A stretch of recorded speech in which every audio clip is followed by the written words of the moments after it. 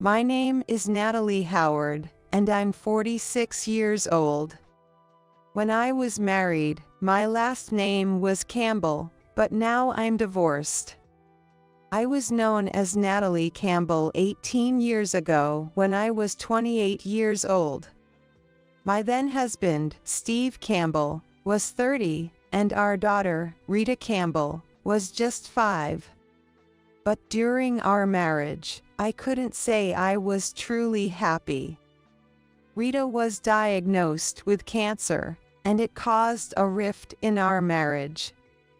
Damn, why does my daughter have cancer? Having such a weak person come from my family, what a shame.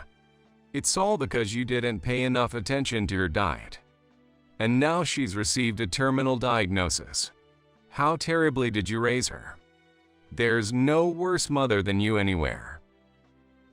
No matter how much I earn, it all goes to medical bills. When I have no time for myself, you're just napping at home, aren't you? My mom used to say we're isolated in the neighborhood because of the failed wife and granddaughter you've given me. It's your fault the Campbell family is facing this disaster. It's all your fault. Don't think pretending to cry will help. I'm not fooled by such cheap drama. Steve would rant and then leave the house. Was he going to work or to his mistress's place? I was kind of aware of it. When Rita was diagnosed with cancer, Steve quickly found another woman. I work for Rita too. What's this about a weak person? Cancer can strike anyone, you fool. You lack not only medical knowledge, but even common sense. Just because you're somewhat elite, you keep making these nasty comments. So annoying, what a terrible man. Muttering to myself, I got ready and headed to the office. That night, I was exhausted from work, but Steve didn't bother with dinner. He was lounging on the sofa, laughing loudly at the TV. Hey, where have you been? Where's my dinner? Why didn't you prepare it? You're the reason I'm so tired. Hurry up, you useless wife. A failure of a wife. While I was silently preparing dinner, Steve unusually came close to me. We're getting divorced. Actually, my beloved Mandy is pregnant. It's my child, and it's a healthy boy. So, this is the end for us. Be thankful for the times we had, and here, sign these divorce papers. I wasn't sad. Rather, I felt that the inevitable had finally arrived. After I calmly signed the divorce papers, Steve quickly packed his things and left. Thus, 18 years ago, I was driven out of the Campbell family and returned to my parental home. And now I've coincidentally run into Steve again at a large shopping mall. It had been 18 years, so when I saw Steve with a baby, I was shocked. But he seemed to remember me as he approached with a smirk. Hey, is that kid still alive? Look, a grandkid. I'm blessed with children and wealth. I too will introduce my company, worth $150 million, celebrating its 18th year on the market, and my daughter's family. What? Steve was stunned, but then sneered again. Come on, are you just bitter because your daughter died? It's okay, you don't need to pretend. Your dad's company went bankrupt, right? You don't need to boast. Or is it, are you just too jealous of other people's happiness, so you say these things out of desperation? I never thought you were such a low woman. It's okay, I can lend you some money. Oh, did I just say that because I have this grandkid? If you apologize now, I might still forgive you. Look at this Alto, a large shopping mall. If you're associated with such a grand facility, I'd kneel and apologize for the divorce. But your company couldn't possibly compete with this Alto. The biggest in the Manhattan area, right? Smirking, Steve started rambling on, unaware of whom he was talking to. Alto is the nickname for this large shopping mall we're in. It's a hot spot, known throughout the country as the biggest shopping center in Manhattan. Are you just leisurely shopping with that grandkid or something? I deliberately provoked him. Then, Steve's face darkened. He's still the same man, weak against petty provocations. Yeah, so what? What happened to that kid, Rita? Whether she's alive or not, it's none of my business, right? In the end, you're just no charm, no friendliness, just unpleasant. My wife, Mandy, she's still a lovely and amiable woman. You're my complete opposite, polar opposite, yet you're so stuck up, it's infuriating. You can't genuinely accept others' happiness. What a miserable woman. Look, you can say whatever about me, but that baby, what? About 6 months old now. How can you spout such vitriol with a child around? Kids pick up on everything. Isn't it time you stopped belittling and bad-mouthing people? It's harmful to the child, but I suppose you wouldn't understand, to you. Putting others down is a hobby, isn't it? At the time of our divorce, you were the one with a lover. Shouldn't you be grateful I didn't ask for alimony? I smirked confidently, which seemed to ignite Steve's fury. What did you say? Forget it. I can claim it now, right? I have this adorable grandchild. After all, I get your struggle, though. Your daughter died and your dad's business went bankrupt, right? What's your job now, in the nightlife industry? Have you hit rock bottom? If there's a place that would hire an old hag like you, I'd seriously want to see it. Brainless, charmless, oddly feisty. It'd be tough even to find a company willing to hire you, wouldn't it? Or is it the case that you're living off welfare? I guess it's easier for someone single, huh? Since you can earn your keep, might as well. How about you leave it at that? I cut Steve off, producing my business card. Sorry for the late introduction. I'm Natalie Howard, owner of the Alto facility here. What? No way, even for boasting. I was abandoned by you 18 years ago, along with our sick daughter, Rita, in the worst possible way, but it was for the best since I was fed up with you. As you know, my father's company was small and struggling to get by. Still, I supported my father and took care of him. He worked from dawn till dusk without sparing time to sleep. You probably didn't know, but he even canceled his life insurance to cover Rita's medical expenses. Sure, my father has passed away, but until his last moments, he was worried about his granddaughter. You wouldn't understand someone who doesn't get the struggles of others. Now, through various connections, I'm the owner of Alto, a large commercial facility here.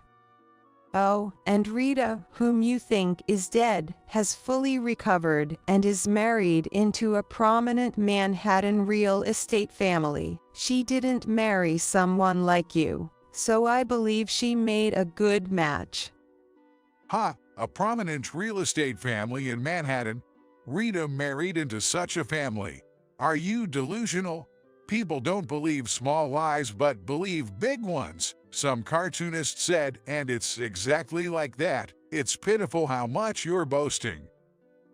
I was foolish to even think of helping you a little. I've truly married a foolish woman.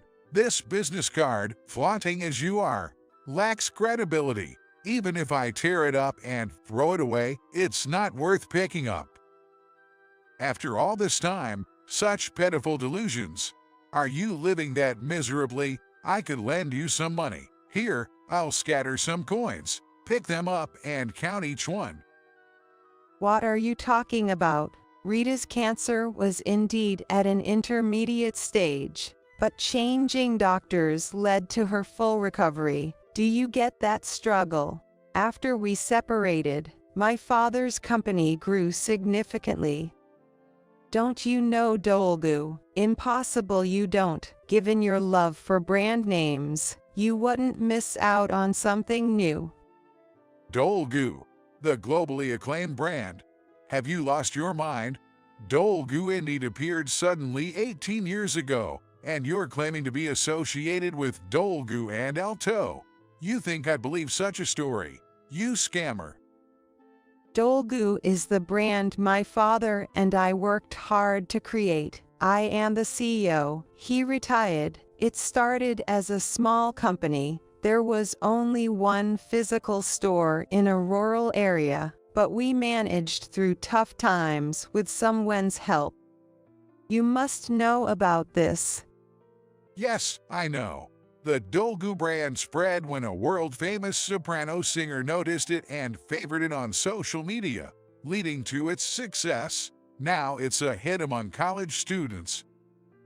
Exactly, I said, with a triumphant smile. Thanks to that soprano, our company has seen significant growth.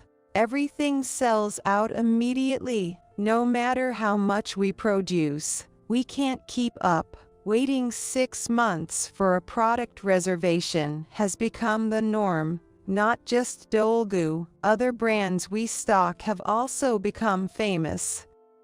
The word got out to the influential landowners in Manhattan, and I was invited to become the owner of this large commercial facility. Alto, it's none of your business, though, right? After all, you abandoned your wife and daughter for your mistress, and here at Alto.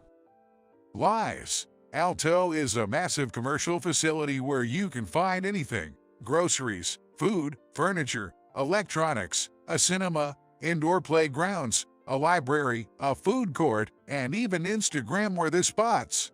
There's no way someone useless like you could manage that. Or is this business card also a lie? Such a Cinderella story. It's only in fairy tales. Have you lost your mind? Even I feel sorry for you. It's also a popular tourist destination, and students from Manhattan flock here, yet you claim to be the owner. Rita is gone, isn't she? That's what delusional women think. What are you talking about? Rita is very much alive. My company's success has been a great example for her. She's always been grateful to me, her mother, and she's turned out to be a wonderful daughter. She's been influenced positively by me, worked incredibly hard, and studied relentlessly. And what do you think happened? She graduated top of her class from a prestigious British university, even skipping grades. And she remains my pride and joy. Rita now works with my company, and after learning about her, the head of the Manhattan land-owning family approached her for marriage. You probably don't even know the name of Rita's university, do you? Hey you, who flanked out of a third-rate college twice. And just so you know, Rita is now pregnant, expecting a boy suitable to be an heir. Though, nowadays, it doesn't matter whether it's a boy or a girl for inheritance, but you seem to care a lot about that, don't you? You bastard! Steve yelled, silencing the room instantly. It's a lie. It has to be. Hey, isn't there a security guard around? There's a scammer here. Someone catch her. Suddenly, Steve was shouting as if he'd lost his mind. The baby, grandkid or something, he was holding started to cry. The stares from other customers were harsh, but I couldn't bother about that now. Then 3 security guards arrived. Mrs. Howard, is everything all right? Seeing one guard's response, Steve's face turned pale. Mrs. Howard, hey, security. This woman is a scammer, pretending to be the owner. I'd rather you listen to me than follow such a woman. I'm sorry for this trouble, but could you please escort this man to the back reception room of Alto? He's getting too agitated and causing a scene. Let's go, I'll join you. Of course. Come on then. Wait. Steve, being taken away by the security guards. With all this commotion, it's bound to reach my daughter's family soon. I had no intention of hiding it, so I called my daughter's father-in-law, Thomas. He's a strict man who hates lies. Given that, I wonder what will become of Steve. After hearing the situation, Thomas said he'd come to the reception room right away. Natalie, wait. Did you say Steve Campbell? Really? Oh, yes, that's right. Do you know him? I'm on my way. Thanks for telling me. Anyway, letting him out now would only cause more of a scene. I don't want to tarnish the name of Alto. That's why I decided to have him taken to the reception room. 3 security guards took Steve to the back reception room of Alto. Steve seemed reluctant to go to the reception room. Wait, I won't make a scene anymore. I have my grandchild with me. Please, let me go home. I promise I won't cause any trouble. Please. Steve's grandchild, refusing something, started bawling. When they finally got Steve to sit on the sofa in the reception room, his face was pale. Come on, Natalie, let me go home. I didn't do anything wrong, and I'll even pay the alimony from now, so please. Steve strangely disliked the reception room. Why was he acting like this? While I was wondering, Rita entered the room first. Hey, oh, is that you, Rita? You've grown, I'm your dad. Come on, Rita, tell Natalie to let me. Who are you? I was told my father is dead. Smart Rita coldly eyed Steve, pretending to be her father. Unable to withstand her gaze, Steve finally quieted down. Come on, Rita, help your dad out. My real father is no longer exist, you know? Oh, are you my father? The one who left my sick mother and me for his mistress?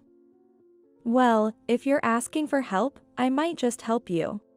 If it's to send you to the coldest place, to jail. What are you saying? I'm your dad. Shut up.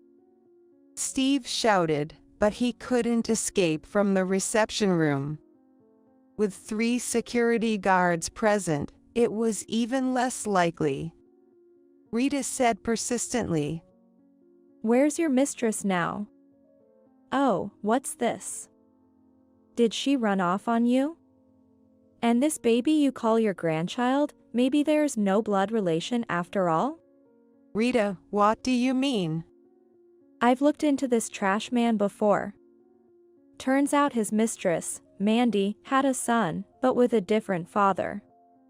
He unknowingly registered the birth and acknowledged the child, and then, the mistress dumped the kid on him and ran away. Isn't it because of your bad karma that you ended up like this? Seems I have a half-brother, but I wonder if his wife really gave birth to his child. What, Rita? Stay calm. We'll take care of the child because it's dangerous. One of the security guards lifted the baby Steve was holding. Holding a baby without a proper carrier, what was he thinking? What if he had dropped the baby? That thought crossed my mind. Hey, my grandchild.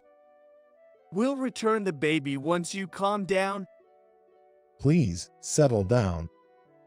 Mom, why did you even bring this trash man to the reception room?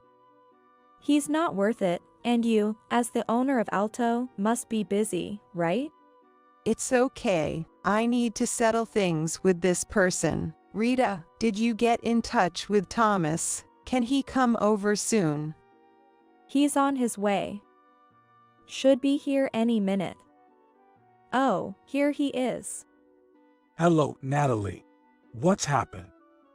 Thomas, actually, my ex-husband is causing a scene in the store, and I couldn't just hide it, so I had to call you.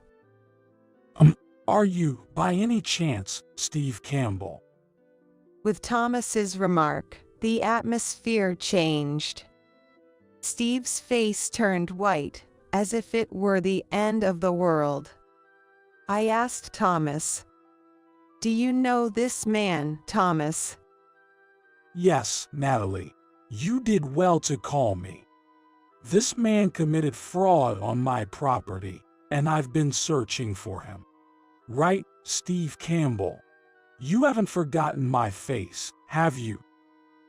And it seems you've caused some trouble here at Alto, too. How far will you go in mocking people? No, I was planning to repay the money, really. I've been working towards that.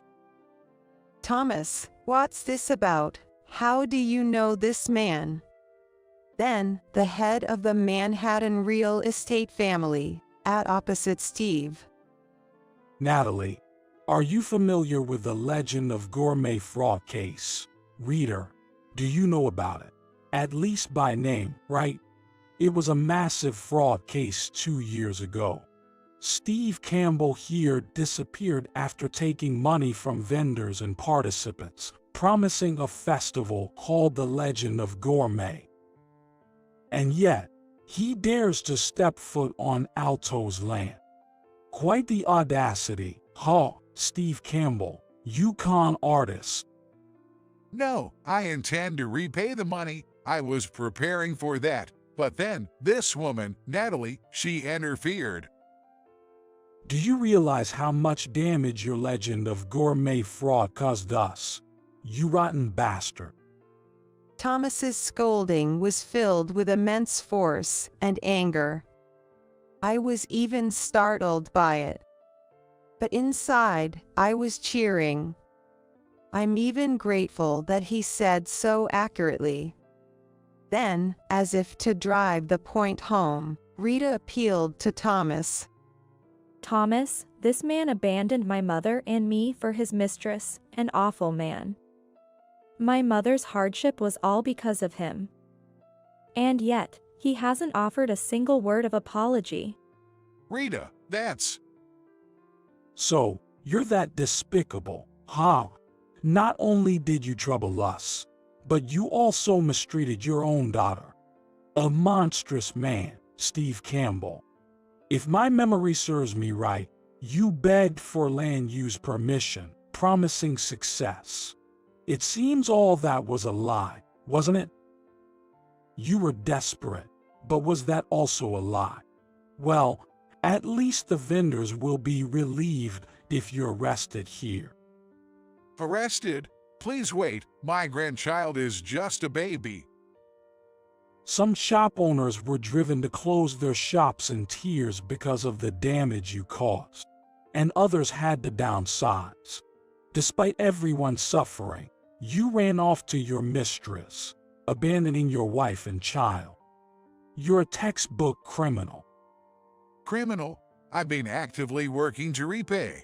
If I get arrested now, I won't be able to make the repayments. Then what about my sincerity and apology? We don't need an apology from scum like you. Get lost, you fraud. Security, call the police. It might make the evening news if they hurry. Wait, please. Natalie, I beg you, I'll apologize for everything. Just not arrest, not the police. Come on, I'm your ex-husband. If I get caught, it will tarnish your reputation too. So please, not the police. Steve clung to me, devoid of any dignity. Just a rotten man. So I told the hesitating security guard with a smile. Call the police. It's fine. I've done nothing wrong. Natalie, do something. This lousy father, enough already. Do you know how much my mom suffered? And my grandfather too, he had a hard time until the end. Trying to escape now, what a shameful man. Your actions led to some shops going bankrupt. Finally, I can end my search. Indeed. Afterwards, Steve kept interfering with the call, so the security guard had to step out into the corridor. Steve burst into tears. Rita and Thomas scolded Steve until the police arrived. Steve just cried, without a word of apology, which only fueled Rita and Thomas's anger. Stop crying. Are you even a man? Pathetic. Can't you say sorry? Rita's right. You fraud. We'll corner you thoroughly. Be prepared. Later, the police officer and the detective in charge of the Legend of Gourmet fraud case arrived and took Steve and the baby away. Natalie, really, forgive me. I don't want to go to jail yet. I have a little grandchild. Hey, keep quiet. You're under suspicion of fraud. Steve resisted the police quite a bit, but in the end, he hung his head and left the reception room. I thanked Thomas. Thomas, thank you. You've cleared up a lot about the Gourmet Hall fraud case. I feel much better now. Oh, don't mention it. The success of Alto is all thanks to you, Natalie. And Rita, you two are such a hard-working mother and a daughter. My son is truly lucky to have a wife like her. Leave the Gourmet Hall fraud case to me.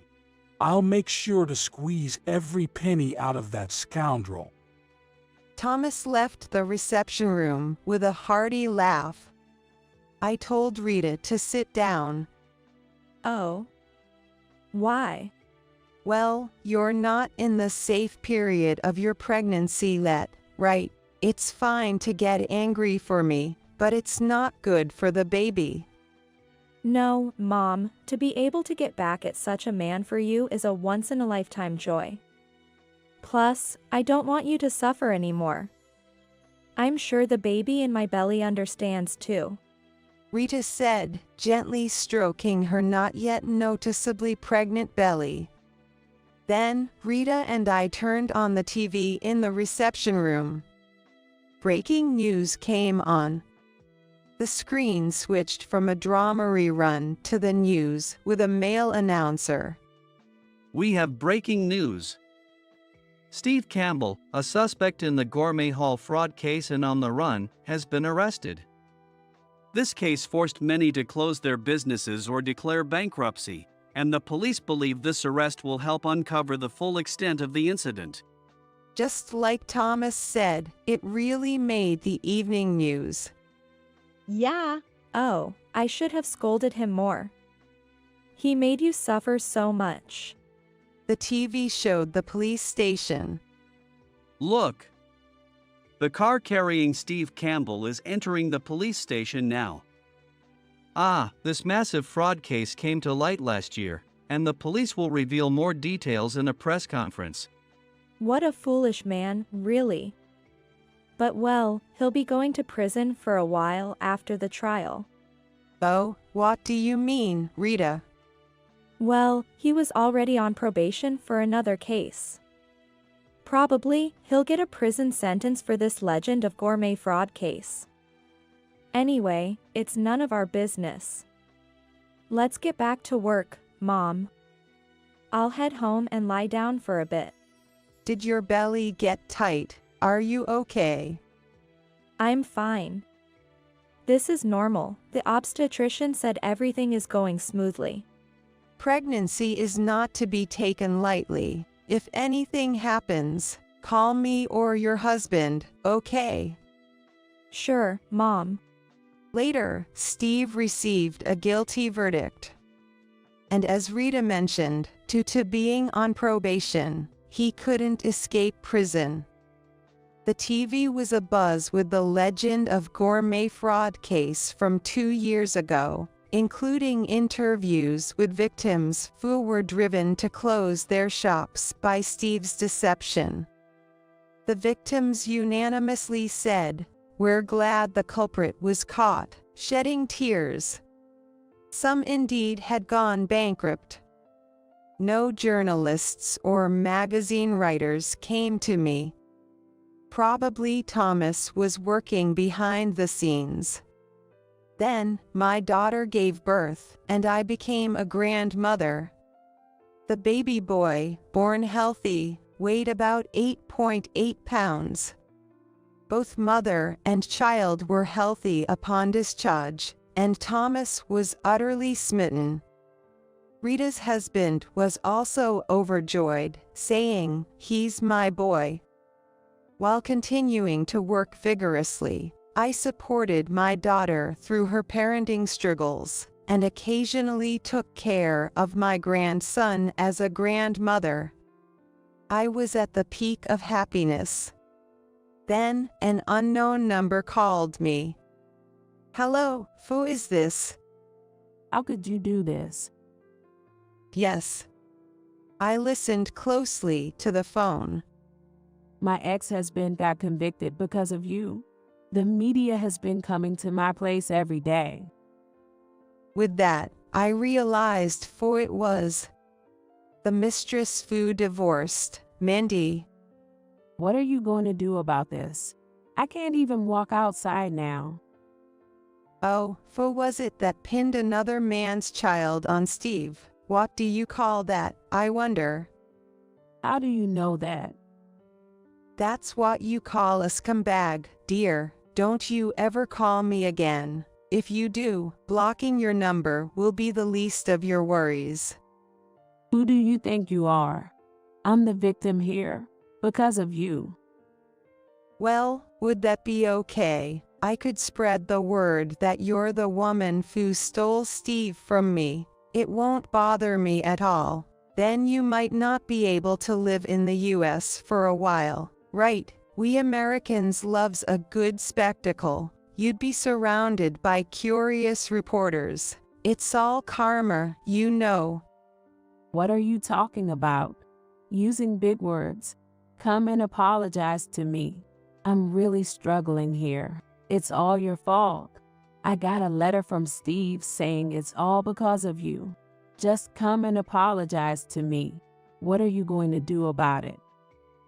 Well, I don't see any reason why I should apologize to you. Who was it that had the affair? Wasn't it you? It's fine. I can call the magazine reporters and tell them everything, both now and from 18 years ago. The only person who will suffer is you. But is that okay with you? I spoke with persistence and sarcasm, finding it very satisfying. After all, I was getting my revenge after 18 years. The call ended there. Thus, I put an end to the events of 18 years ago and went back to work.